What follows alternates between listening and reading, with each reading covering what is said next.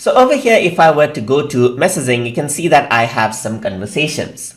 In case of groups, since multiple people have access to the same conversation, you do not have an option to delete any conversation. You have an option to leave the conversation right here, but the other members will still have access to the conversation.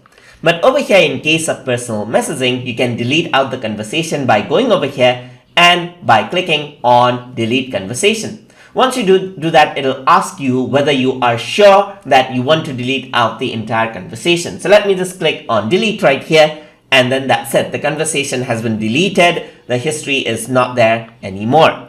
You can go over here and also archive the conversation. It seems like it is deleted, but over here it is actually saved out in the archived Hangout section. So you have to go over here again and then go on to settings, go on delete conversation, and then it is permanently deleted.